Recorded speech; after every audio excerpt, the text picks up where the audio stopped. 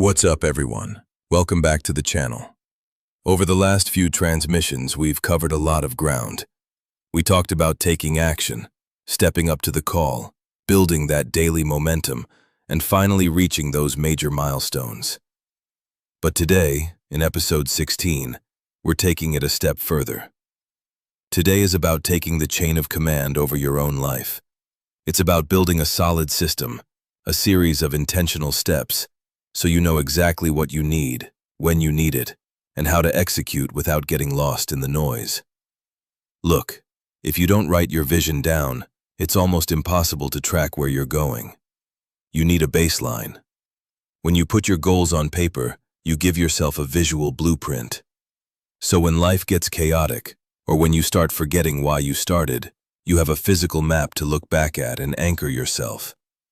But here's where a lot of people mess up. They think taking command means changing your entire life overnight. It doesn't. You don't need a massive, earth-shattering start. You just need to wake up, lock in, clear your mind, and tackle one small thing. If you finish that one task by the end of the day, that's a win. Then tomorrow, you do it again. You keep going. You stack win upon win, layer by layer, brick by brick. You don't stop. That's how you scale the mountain. You won't notice a massive shift on day 1 or day 2, but slowly and surely, those small daily actions compound into life-changing results. There's an old saying that goes, "Finish what you start." And it couldn't be more true. When you quit halfway through a project or just give half-hearted effort, you're training your mind to accept defeat. Bad habits are easy to build. They take zero effort. But real discipline?